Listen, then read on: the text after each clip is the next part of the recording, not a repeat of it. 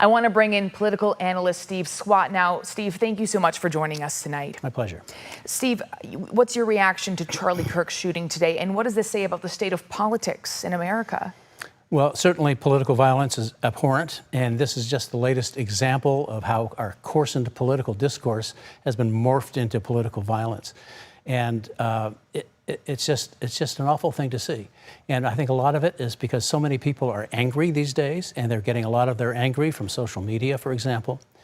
And it's just something that has increased in recent years. Yeah, absolutely, unfortunately, right? And see if and people, I mean, and folks, for example, instead of posting a screed on Instagram or whatever, some people are going out there and getting guns and knives and killing people. Yeah, scary to see. And I know you're a student of history, looking back on political violence in America.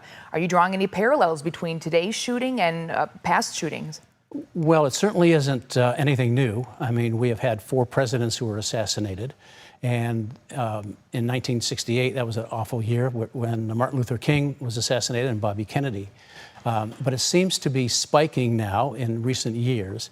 And I alluded to social media, and one of the problems is that Meta, for example, and X, very popular social media sites, I mean, they are dropping down their efforts in terms of content moderation. So it's the Wild West out there sometimes, and that leads to some bad behavior. Yeah, and I'm thinking, too, of President Trump's attempted assassination last year. That really obviously galvanized his base around him and really kind of unified the country for a moment. But it's happening on both sides. Indeed, indeed. Absolutely. Yeah, and I'm remembering, too, in Minnesota, the 2 state legislators who were shot earlier.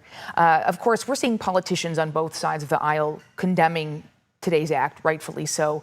But moving forward, what's the long-term impact of today's shooting? Well, it just continues a very bad trend, that's for sure. And if you want to be scared, I go back to a poll that the University of Chicago took and released during the 2024 election. And what it reported was that 7% of Americans said violence is justified if it is done to help President Trump win election. And about 10% said it was justified to stop him from winning. So that's 17% who are justifying political violence, 17% of our population. That's 58 million. So there are a lot of people out there that seem bent on doing bad things. Yeah, and we heard from Garjpal tonight, talking with people outside of the Capitol, that people are calling for political leaders to bring the temperature down. Is that what we need? Well, that would help, certainly, but I'm not convinced that if all the legislators and all the politicians start singing Kumbaya together, that it will necessarily get rid of all our political violence, because you have other factors at work. I mean, it's some elements of the media, again, social media, for sure, and that's fueling a lot of this. Indeed, a complex solution to a complex problem. Steve Swatt, political analyst, thank you so much for joining us tonight. My pleasure.